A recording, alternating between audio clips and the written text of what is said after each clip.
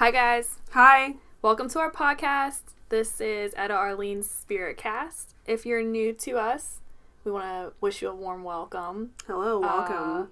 We are both certified Reiki masters and certified in guided meditation. This podcast revolves around our interests in those. We are interested in all things metaphysical. We're into mindfulness. We like to talk about magical stuff, anything in that realm. So, why don't you tell them where they can find us? You can find us on Instagram at Etta Arlene, on Twitter, where we tweet a lot, at edpro_VGH, on Tumblr at Etta Arlene, and our website if you'd like to book a Reiki session with us. It's www.ettaarlene.com, and just find the booking tab right up top. All right, cool. Oh, I forgot to say, you can become a patron. Oh, yeah, we're on Patreon. Yeah, we're on Patreon. We'd really appreciate your support. You can subscribe on there. It's linked below. Okay, I'm done. Okay. All right, awesome. All right, so today's episode is going to be an interview. We would like to start interviewing more people on our show, but before we start interviewing the world, we decided that it might be cool to interview each other because we both have interesting spiritual journeys, and that way you have like an idea of what we're about before we start bringing in all of these extra people. We're going to start off the episode with a card reading, and as usual we end all of our episodes with a distant Reiki session, which we will talk about later. Man, you're getting two for one episode, so that's good. They're getting a card reading and a Reiki session. That's awesome. So, I'm going to start with card reading. I like to read playing cards. If you are not familiar with that practice, that is something that has been done for a really long time. And it's kind of cool because you can read your cards secretly and people don't have to know that you're doing anything mystical or magical. It's a lot of fun. And if you're listening to this, though, this might pertain to you now. This is a general reading, so if something doesn't apply to you, that might apply to somebody else. Like I said, it's very general. Mm-hmm. It's just gonna be like the tone for the week. So whenever I was shuffling the cards, the first card that popped out, it represents warm partnerships, and engagement. This is a very favorable card, and it indicates that you're gonna receive a lot of like strength and support from people you love. So it's a week of family and friends and whatever you're going through, you're supported. So this could be support from your family and your loved ones, but this could also be support from like your guides and your angels. Whatever the case is, it wants you to know this week you are extremely supported in what is going on in your life and what's happening for the couple days ahead.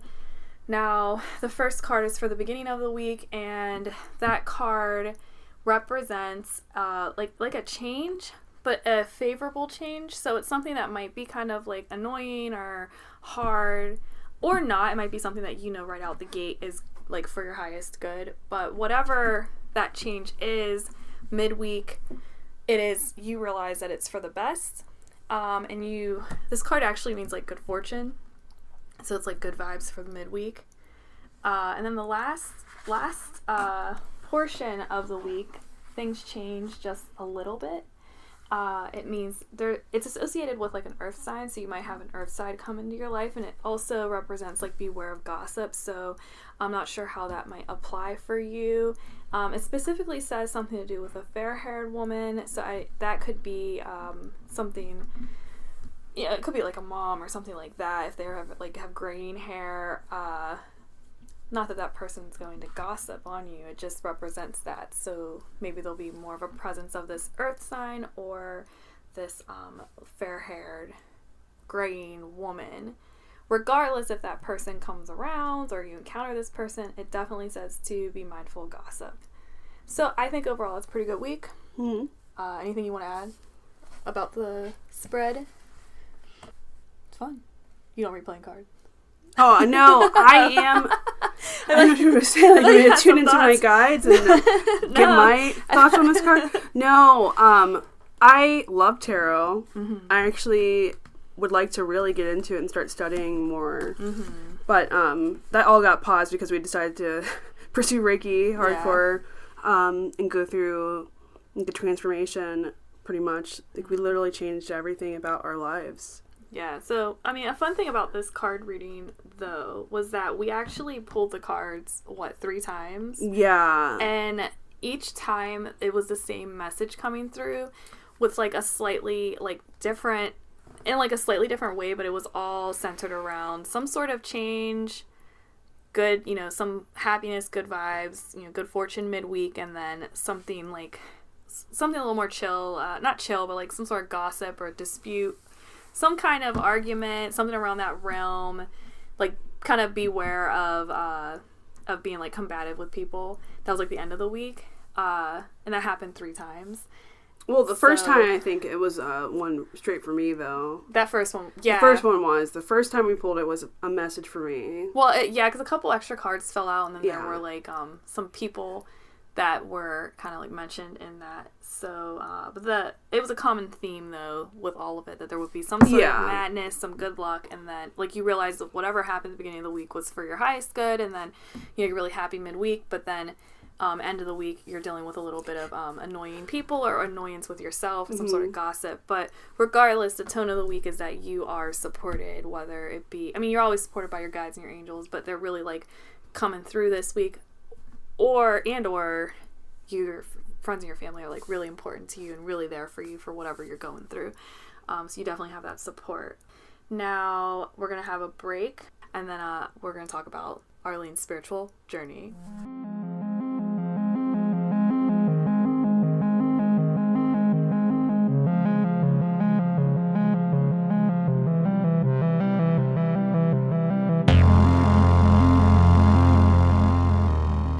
We're back. I have Arlene. She's ready to be interviewed. I'm ready.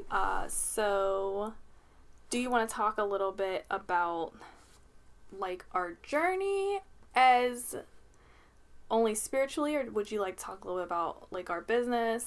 I can just talk about everything, because this is the first time I think I've ever talked about us, about me. Okay. Like, on this kind of platform. Like, the people that know me, but I feel like we have this, like, image, like, presented on our social media, and people just see surface. They don't see, like, the realness. So you feel that they might not know how spiritually involved we are? Well, I'm sure people who have been following us for a very long time saw the shift. Mm-hmm. It was, you know, how could you not see the shift? But, yeah. Yeah, a lot of people had that shift. I mean, honestly, I feel like it was something that we were leading into, but we really buckled down. I sound really dramatic. I'm like, we never talk about us. I never talk about myself. As business owners, you have your audience that you're trying to, like, cater to. Mm-hmm. And we made candles. I mean, we still make candles, but our initial business, well, not our initial. We have a lot of different business endeavors. Right before we got into really buckle down on our spirituality, we were doing these candles that said, like, funny things on them. So, like, we have bad bitch candle, man candle. You can explain it. Well, we originally created it to give people happiness and, like, laughter. So, like, we had the bad bitch, like, and we had, like, empowering. Like, why wouldn't you want to give your friend a bad bitch candle? Like, girl power. Girl power. We had girl power. We had feminist. We had man. Sexy lumberjack. Sexy lumberjack.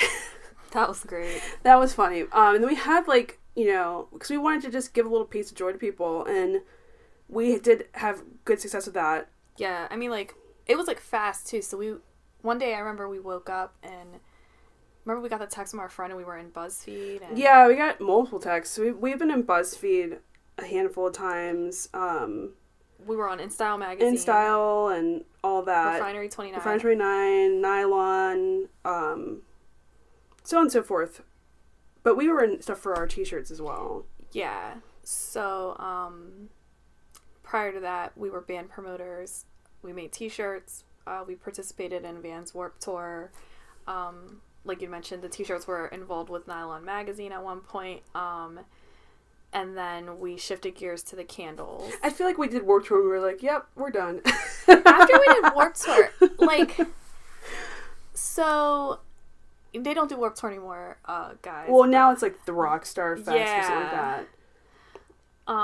Yeah, as band promoters, we knew music was life and still is life.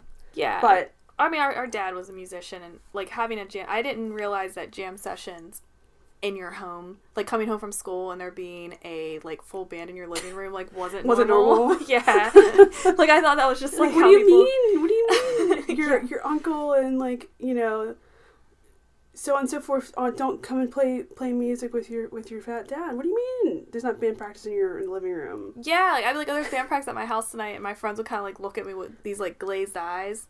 And then we're like, yeah, like it didn't rush, because that's how we grew up. Like we thought every home was very artistic and like musically inclined, and our family's been very supportive in like everything that we do. Oh yeah, always. Our mom is not artistic, but she is a patron of the art.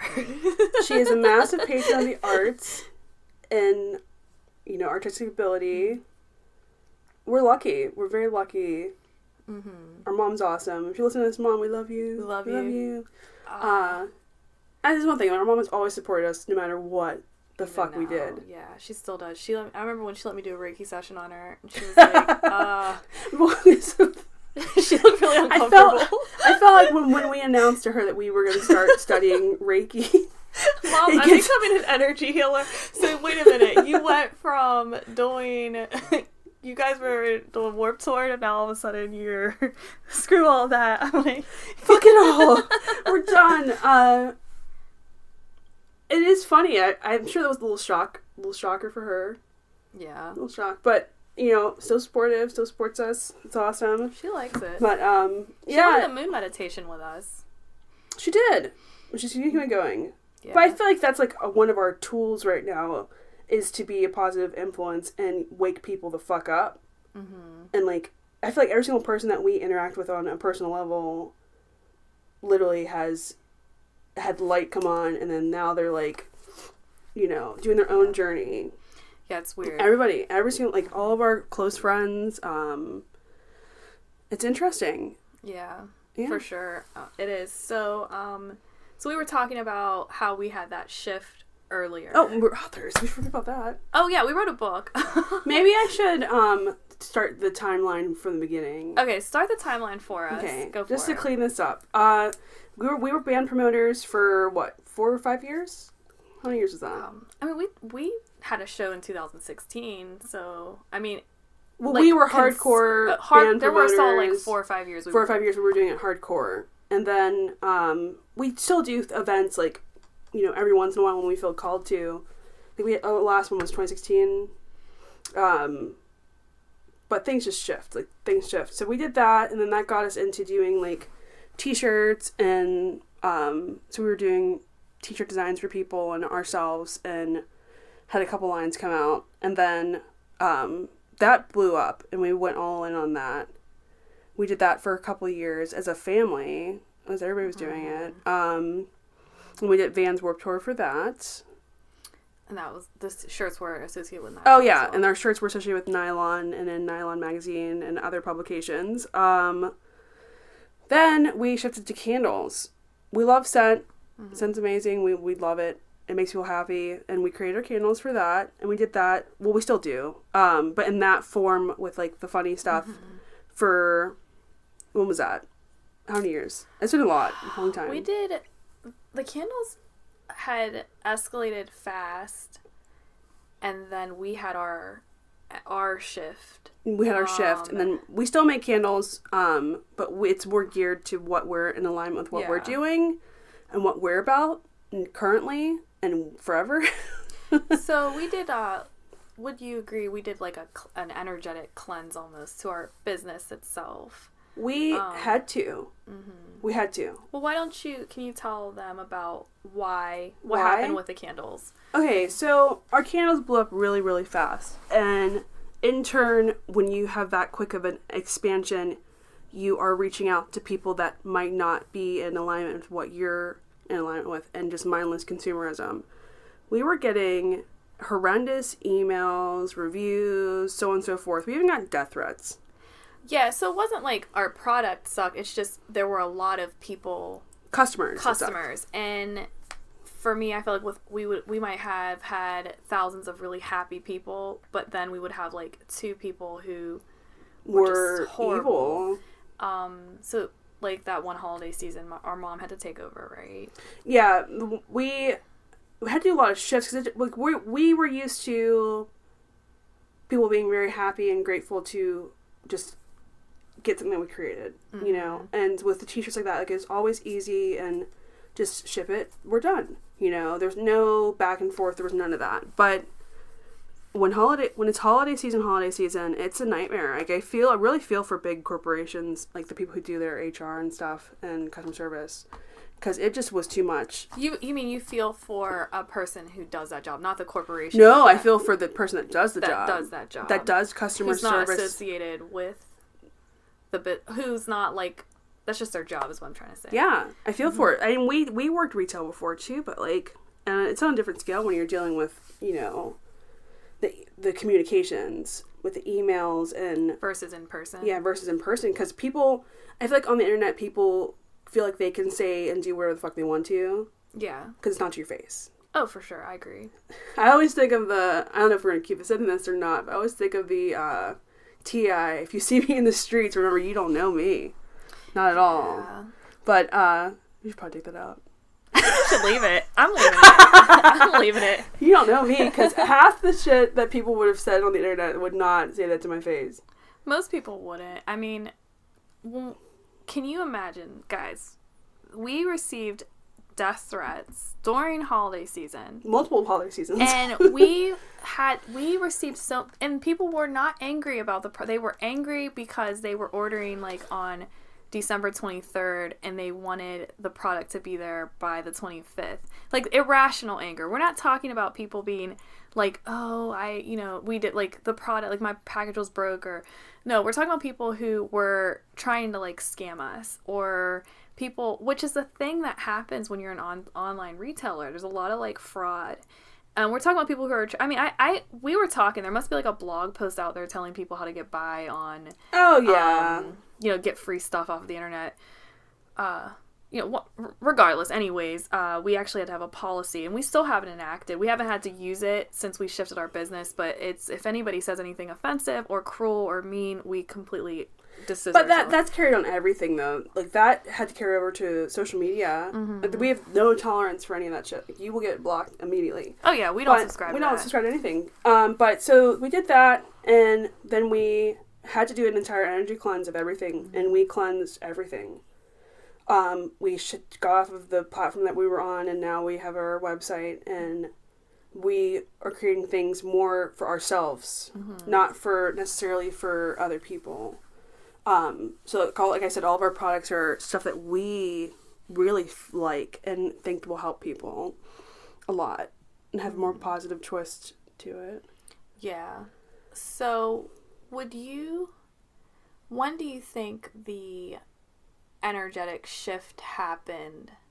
Like, do you think that it happened 2016 because of the candles, or do you think the experience with those candles, or do you think it was the shift happening that made us not support the negative energy associated with the mindless consumerism? I think it was the shift in general. I think it was I don't know but I think, like, around 2012 is when I think we really, like, when the shift started to happen. And there was, like, a years was fine, and then, like, 2016 I think is when it really hit hard for me, you, like, a lot of people. I feel like it was like a global. It was a global. It felt like it was a global shift in 2016, and, like, 2017 was really rough, like, for, like, the whole spiritual journey and awakening. I feel like now 2019, like, we're about to shift into 2020, which is going to be a great year for everybody. I think 2020 is going to be good too. I really do. I really feel like it. Like, I'm curious to see if other people feel that way. Like, the energy shift is going to shift. If they can feel it. If they can feel it. So I feel like we're coming out of that, like, coming out of the mud, and we're on the land again. Like, we're here. Like, it feels different. I don't know. I agree. Almost refreshed. Like, you don't feel, like, that hopeless feeling. Or, like, I don't know. I definitely, 2016 I think is when it happened, and that's when we had to just, like, completely rethink everything. Yeah, I remember we actually had pulled all of the candles. It was after we became Reiki masters. When we became Reiki masters, it was funny. We had breakfast with our friend the day after we got attuned to the energies. And we're like, yeah, we got rid of everything. He's like, what? What did you do? I was like, it just didn't serve us. We don't need it. We're not supporting that. Yeah, I remember that. And he's like he's a businessman he's a businessman himself, so he was just completely like, what? Why did you do that? It just didn't feel right anymore. Yeah. I remember that. I do. That's one of the high moments, I think. Yeah. Because we literally were, like, in the clouds. Like, you know. So have you always felt a connection spiritually to some sort of, I don't know what a good word is. Like, magic, it sounds too, like, mystical, but, like, the other, or in that it was, like, ramped up in 2016, or do you feel like 2016 was the spark? I think 2016 was the spark. I feel like I've always been super spiritual, but I feel like there was a period where it just was null and void. Like, there was nothing. And then all of a sudden, 2016, I was like, they like snapped back into reality. Like, you know, the spark back, this, like, what is really worth it. And, like, we need to change the world now. Like, people need to wake up now. Like, there was, like a mass. It was, like, instantly. So what was your shift? Like, what was the thing that you start practicing instantly when you were like, I need to change this? Like, Mindfulness. So. A lot of things were happening. Like, I got sick, like, mysterious sinus issues and things like that. And like that happened overnight. It felt like, and I was getting sick every single month. I was having some sort of sickness. I had to be on antibiotics and steroids, and I ended up getting 2 surgeries because of it. But that, like, it was like that shift happened, and then I was like, there has to be more. Like, why am I sick all the time? Like, why am I just don't feel like things are really going good, and why do I feel like I'm still not, like, happy or something? And that's when we switched into mindfulness. This is mindfulness, mindfully living. I just started reading a shit ton. I think the law of attraction. The law of attraction was like, huge. We were really into it. It felt like the law of attraction, and then it went spiral. But I was meditating prior, because remember I was sending you the sleep meditations. We were meditating prior because we were so miserable and beaten down by business. And we were looking like, we need to silence our mind, not be stressed. Don't stress. Like, this is fun. Don't be stressed, and, you know, be grateful. And we would meditate. I remember I had to do meditation every single night to fall asleep, or I wouldn't be able to sleep. Because I was so stressed. Like, your mind was just so busy? Busy trying to figure out what was next. What's the next move? Are we going to get a store? Or what are we doing? Yeah, it's funny, guys. We don't even, like, want a storefront anymore. Like, we were on the verge, like, things, like, we were actively looking to open up a storefront and, like, you know, do that. And we weren't happy, though. No, it wasn't a soul's purpose. No. For sure. And it started feeling less, because it was fun initially, but I would say it started feeling less about the fun product we were making and more about pleasing customers. Yes, pleasing other people hard. Mm-hmm. Yeah, but we had law of attraction for sure. And then from me getting sick, I was, like, desperate to look for, like, some, like, a reason, like, why. And doctors couldn't figure it out, you know. I believe that it was stress manifested that made me sick. Because how all of a sudden am I not? You manifest things physically. Yeah, I think I manifest things physically. You were really into Louise Hay. I love Louise Hay. Love Louise Hay. And I found her book, You Can Heal Your Life, and that really, like, sparked it even further, I think. So, do you think, was it that you were doing Law of Attraction and you found her during the Law of Attraction? And then I did, because at first, okay, you know, everybody listening to this has seen The Secret. But we saw, you know, watched that movie, and then we got the books, got The Secret, got Napoleon Hill's Think and Grow Rich. We got the Master Key System.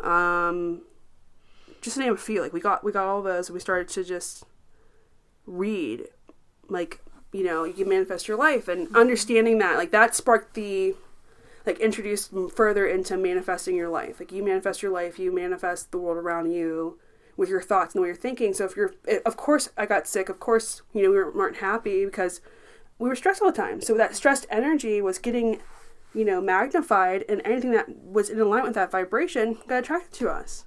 Yeah, I mean, in that same time frame, guys, not only did she have surgery, I couldn't walk. You had a hip replacement. I had a total hip replacement that happened within like a 2-year span.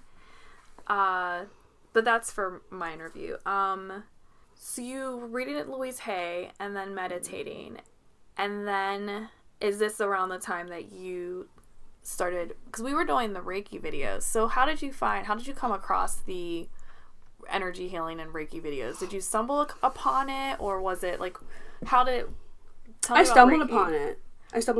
Okay. And I forgot whose channel I found. Then I started doing more research on it, and then we approached a master teacher. Yeah. Well, we thought we were using it as meditation music. I was using it as meditation music because I thought, why not? And that's what I was using it for. We were using it for. So we get certified in guided meditation or Reiki. So I think it's a good time to talk about your Reiki journey. Okay. What brought you to Reiki, which we kind of started talking about. Sickness, yeah. Sadness, discontent. That's what you know to heal, but not knowing what Reiki was and then getting certified in it. Not knowing. How do you think that we got certified in when it was between guided meditation and Reiki at that time frame? I think that when you get things presented to you constantly over and over again, and it's extremely accessible, that's what you need to act on. So I felt like we found the Reiki for a reason. Like easier. And it kept on coming up for months and months and months. Like, the universe was just like, do this, do this, do this. You need to do this, do this, do this, do this. Mm-hmm. It kept coming up over and over and over again. And we were just like, okay, we're going to act on it. We're going to take action and go all in like we always do. And that's where we're at. So what were your thoughts when you were studying Reiki?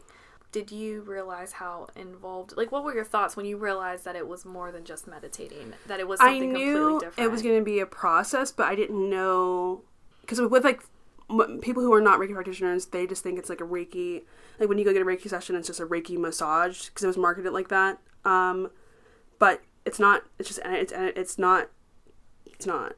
Okay. And I realized that it was a lot more in depth than just meditating. I understand, like, there's different types of Reiki. Like, we are Usui Reiki masters, so are different types of Reiki energy healings, and some will, and certain levels will, you can just meditate and access if you're connected right, have the channels open. But getting into it, I was like, whoa. Like, we were practicing mindfulness and meditation for, a couple years before we even got into Reiki. Hardcore. For a couple years before we got into Reiki, and we thought we were at a good level, like, finally, with, like, our mindfulness practice, and we were like, no, we weren't. No. Like, when your chakras aren't balanced, it can cause a lot of problems for you energetically and physically. Like, I knew about, like, the meridians a little bit, but I didn't realize how in-depth it was. And I didn't know what a healing crisis was either before we did Reiki, and I realized that was something that I was going through, like, that from 2016 on was just a fucking healing crisis. Yeah, so can you sum up Reiki really fast in case we have a listener who doesn't know what Reiki is? Just Reiki is a energetic healing modality. It does not replace traditional medical treatment, but can do amazing things for you. There's people who've been healed from serious issues and diseases, and it releases the energy blocks that are held in your body, and can balance your chakras, and cleanse your aura. And then you can pull certain intentions, certain energies into your existence, and you can heal past, present, and future things. So what were your thoughts whenever you first learned that Reiki could transcend time, space. Mind blown. I felt like my dreams came true. I felt like it's real. Magic is real. I was mind blown, and I was excited because I felt like it is a useful tool to help fix problems, like help fix issues. Like if you went through like a traumatic incident, like I don't know, like someone passing away, like that helped me like deal with some of that stuff and like help trauma and help just fix certain things. I think once you get to a certain level and you like everybody, you don't need Reiki to fix, past trauma, but it's a tool. It's assisting and helping. Mm-hmm. I thought it was magic. I thought it was like magical. Magic. I thought it was magic. You did, yeah. I mean, but that's the thing, everybody's magical. And everybody Reiki is. You need to realize it. Like, tap into that. So with Reiki, you get attuned to the energy. And there are 3 attunements that we went through. And I think it would be cool if you talked about what happened. Well, yeah, for Reiki, you can get attuned. You can do the whole process in person with somebody, or you can do it digitally. And we went distant. Yeah, distant wise. And our Reiki attunement was a distant attunement. And the way our master teacher described it was going to be a pleasant experience, but it is for some people. I guess something to note is that every attunement is different for everybody. Mm-hmm. I think it depends on what you're working through energetically. I think it's a lot more than just, meditating, that's it, and you're fine. But it's different for everybody. And I think that's when I really realized I had a lot of things to work through as well. I feel like the light came on, like the flame was completely lit. It was intense. I went before you, and I physically felt my chakras being worked on. So why don't you walk us through, like, the attunement, like, that night? Like, or that day? You have to detox. You can't drink, can't do anything recreational. And you are supposed to eat a very, like, plant-based diet, which wasn't a problem. I don't eat meat. Sugar's working, too. Sugar, like, no processed food. Just eat as much plant-based as possible, just so that you're more open to it, I guess. Open to receive it. I don't know. I can't remember. So it's... Forgive me. 24 hours prior. I thought it was 48. She said 24 minimum, but she wanted, I think it was actually 72. We did 72. So the idea is that, meats hold energy, the suffering that the animals have gone through, especially in our modern, like, meat, facilities, farms. That energy is being held in it, and then you're eating it, and it's kind of blocking things energetically for you. It's also... You describe it so much better than I do. I'm curious, when you do your interview, it's probably going to be like, well, here's the encyclopedia. Oh, well, okay, guys. I'm a Virgo. She's a Cancer. She's emotionally driven. I'm a Virgo in my moon and my sun sign. Mm-hmm. So, like, I am a very emotionally driven person, and I think that I'm a true Cancerian, for sure. Yeah. I'm more like throw it up in the air and then watch it fall where it may, and you're like, no. I would, have a heart attack. Yeah. But, back to the vegetarian thing. So and then the sugars and stuff they're not healthy for you, and I guess they can, block or just kind of disrupt the flow of energy. And whenever you're getting attunement, it's a heavy hitter. Like, you're getting a lot of healing done, and you don't want anything that could affect that process. And that is how we were told to do it. There are probably other people who do Reiki who don't think that that's matters. A requirement, yeah. But that's how we do it. And when we do really intense energy sessions on people, we ask them to refrain from... Because alcohol... Okay, so let's talk about alcohol. Alcohol is a denser, energy, and it affects your connection with higher energies, with Reiki, with the divine, yeah, whatever. It can really mess things up. So you don't want to have alcohol. I mean, you take your prescription drugs. If you're on medication, take your medicine. But you just don't want anything in your system that could, make your healing process always consult a doctor. Do not stop taking your medicine at all. Yeah, that's huge to know. Some people, I think, go really... other people that we've encountered have gone really extreme. People have asked us if they should stop taking their, mood stuff. And sure, some people might disagree, but I say if your doctor prescribes you something... and you're supposed to be taking it because it's life or death, do not stop taking your medicine. I'm not, listen, I don't know. Anyway, that's a whole other topic, but that's the reason why you're not supposed to do it for your attunement. And like, we take it a step further when we do, like, a really intense energy session on somebody. It doesn't matter so much whenever we're doing, like, our distance stuff. Like, today, at the end of, don't worry, you can still do the Reiki. If you were gonna do a session with us, we would ask that you refrain from, like, alcohol and meats and things like that. Have, like, a really plant-based diet for just 24 hours. Not forever. I mean, I don't know what people are at, but... everything holds energy. Like, I think that's a big part too. Like, the meat, you're not supposed to do that because it holds its energy. Mm-hmm. That animal suffered. That suffering's in that meat. That's the theory I have too. Is like, I'm just curious to see who started their spiritual journey and started being more ethical with their food choices. I'm curious because I think I have a long running theory that people who start spiritual journey end up becoming, vegetarian or vegan. Yeah, or they actively seek out, or they actively ethical sources for whatever they're doing. Mm. I'm just curious about that.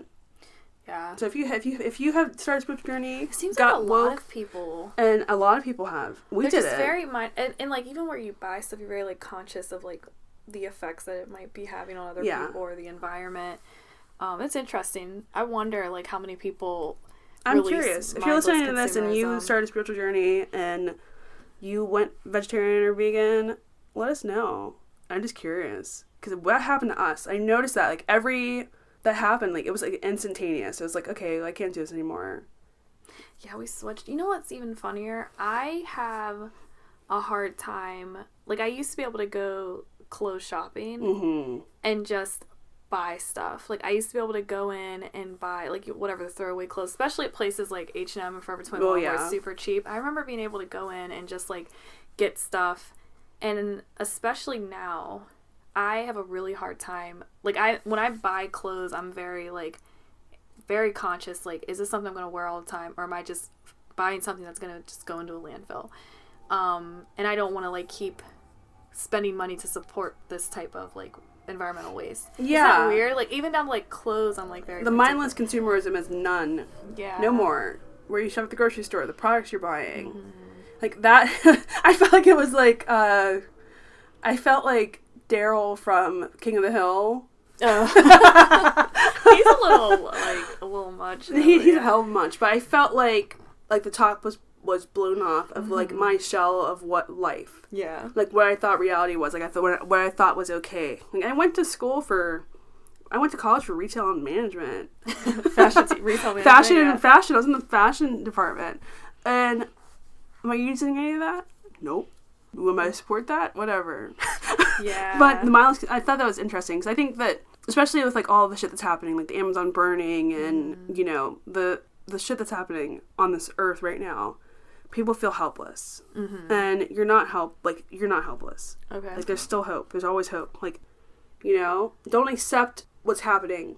I think that when the Amazon was burning, like I was crying. I did cry. I did. Yeah. Because I felt like people don't understand the impact of that stuff, and they choose not to. People choose not to. So I mean, what you were saying about like being emotional with the Amazon, it's funny because I think of how whenever when I got certified with Reiki, I felt like it made me realize how interconnected everybody is and how you are connected to like Gaia and the planet, like just all of it, like the trees, like they are all like a part of you. We all like sustain each other. So that might be, feeling emotional I don't think is weird. No, I don't think it was weird, but I felt like I think people discount what they do for their impact on the world.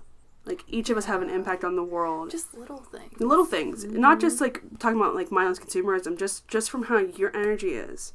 Like, but just by you being a nice person and saying hi to a stranger could change their entire world. And people discount that as if they can't do anything to help. And it's flipped, I think, too. Like, how you treat people. Like, okay, being mean to somebody does have an effect on that person. Whether you think it does or not. Just because you don't know them doesn't mean that it doesn't matter. So on lines of what you were saying, like saying hi to somebody, like not saying hi when you have the opportunity to be nice to someone can affect them as well, but it's just you're affecting them in a negative way. You're affecting them. It doesn't matter how people respond to you. It's how you respond to them. So if you are being nice or just minding, like just be normal. Don't have to be mean. You don't have to waste your energy being angry, driving, or whatever. you have an energetic impact and a physical impact on this world. Period. Yeah. All right. So this took a twist. The attunement. What happened during the attunement? The attunement, like, we prepared 72 hours beforehand, and it was easy because we don't, everything's like check, don't do any of that stuff, whatever. So our teacher recommended that you get into a meditative state beforehand, and then, like, the actual attunement lasted for 30 minutes, I think.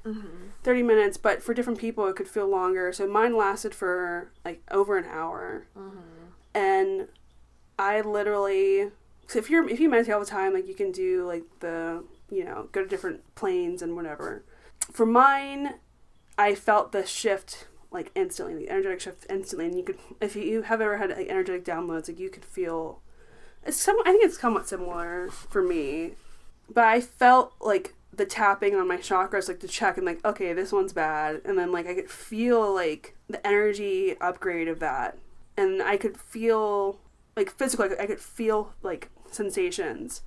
But in my mental picture, like, I was transporting to, like, the beach or whatever. And I had crazy visuals. And then I would have colors. So that's another indication of what chakras were getting worked on, was I was seeing, like, orange, yellow, green.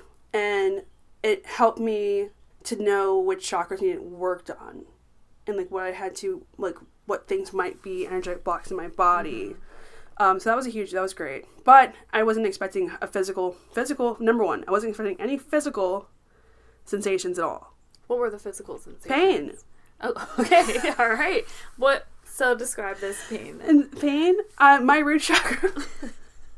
My root chakra was really fucked up. Root chakra, my solar plexus, and my heart. Which all makes sense. What did it feel like? I felt like my heart was getting, like my heart was being opened, and I felt like it was like someone might have been sticking their hand in and, like, grabbing it, digging out all the sludge or whatever. So it felt like. And then you also, like, when you get energy downloads like that and upgrades and open up these channels, you will have a physical cleanse that may occur. Even when you receive energy healing, you have the potential of having, that's part of the healing crisis, is having a physical cleanse. So I always think, like, when they call it a healing crisis, it's like a crisis. No, it's a legit crisis. Yeah. So if you feel like, I feel like anytime you're getting these downloads or those shifts that occur, like certain full moons will, like, a lot of them will upgrade certain chakras, and some of the stuff that's happening, like, ascension wise for the earth, like, you get downloads. And anytime those occur, it's shaking up your energy body. And you get physical discomfort, and you can have, like, it could bring up old memories that you don't want to have, and you have emotional changes. You could just be sad or depressed or super fucking happy. Like, after the attunement, I was so happy for, like, 3 weeks after. At least the first week, I was, like, cloud nine, like, the world's beautiful. And it helped me to realize even further that, like there's so much more into this world than what we see and what we accept. Like, a veil's been lifted? I felt like part of the veil was lifted. Not fully, but I felt like part of it was. So, a lot of people have accounts after their attunements that they're able to see, like, auras. They start having these, like, experiences in waking life. I keep wanting to say magical, because to me it all is, but they're able to, like, have this, like, sense of clarity, but they also have, they feel more connected or tapped in. So did you have any experiences like that? Like, any visual, like, did the world look differently after? The world looked different. Okay. Everything had this, like, sparkle to it. That's how to describe it. That's what it felt. Trippy. It was trippy. Yeah. It's trippy. I thought it looked more vibrant. Everything was very vibrant. I felt like I was bouncing through life for those couple days, and, like, everything seemed magical to me. But I think I had an immense appreciation for life. For everything, for life, for the world, for other people. I think I was just super connected. But that's what happens when you get a lot of energetic blocks removed. Yeah. Instantaneously, like, I had Past, major present, future. Ugh. major energetic blocks fixed during those attunements. And I think that was, like, interesting. Yeah. That's something, I don't know, it's like I said, it's different for everybody. Some people might just have, like, lay down and just feel really breezy and have, like, colors and, like, ooh, good feeling, and not have anything that we're saying at all. So do not go into an attunement thinking it's going to be a certain way. Just go in open. Yeah, one or the other. I don't know what I thought when I went in, but I didn't expect what I got. That's for certain. So do you plan on attuning anybody in the future? Do you plan on teaching? Yeah. I think future. in the distant future. I think right now I'm still have a lot of work to do for myself. Mm-hmm. And I want to help as many people as possible. Okay. But I think whenever I'm called to, I will. Because I think it's very important to act on things that you're called to do. Whether that just be passions, pursuing your passions, or whatever. Not just on the divine level, but I think you should take action. Yeah, if I'm called to. I don't see why I wouldn't at all.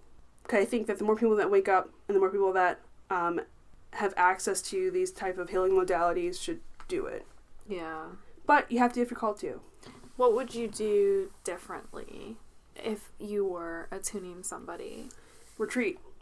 Okay, explain. I would go away, rent a cabin or something, and get away from society for at least a week or two, minimum. Mm-hmm. Because I feel like it was really difficult to interact with the different energies. It was really difficult to combat the different energies. Like, I don't think that, at least a couple days, because I don't think that I think it makes things more evident too of like how out of touch a lot of people are. Mm-hmm. I don't know. It was weird. It was really weird. But I definitely think that if we were to ever attune people, we would have to go away for a couple days, minimum, just so you can process your feelings.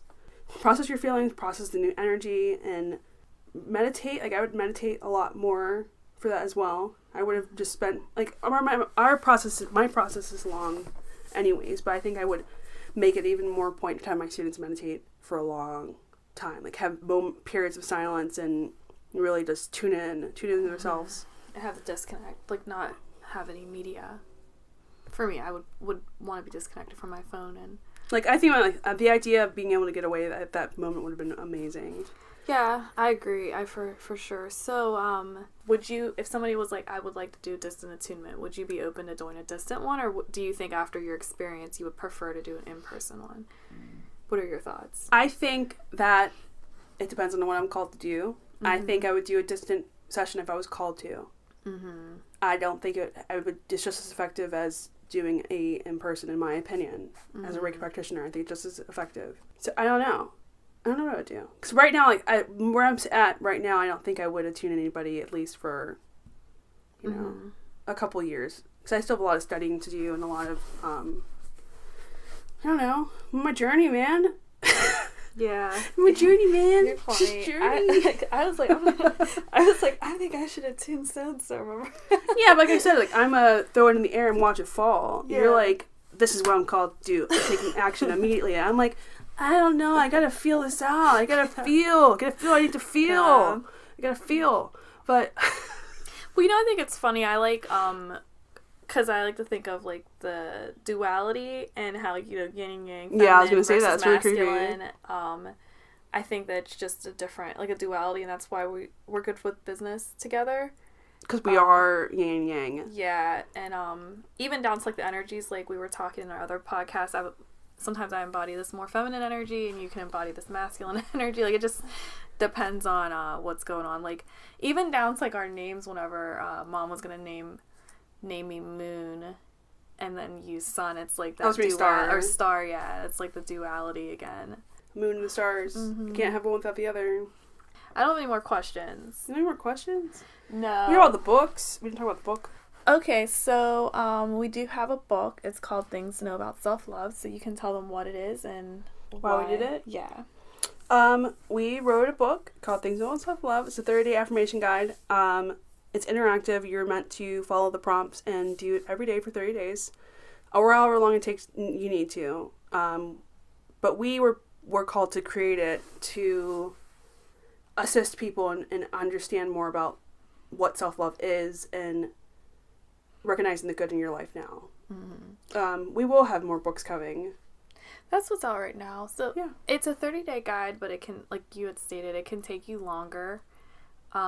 We've had some people do our book and they've stayed on the first page for several days just because Weeks. of the what it asks you to do. Yeah. And it sounds crazy because, you know, it sounds like how, you know, what could you be asking somebody to do that's so difficult? But if you are having issues with worthiness and self-love, and sometimes it's the easiest things that are the most difficult. I just want to say that because like people are too hard on themselves, but that's what I think it takes people long. Because I think it's asking you questions that you know you need to answer, but you don't know how to.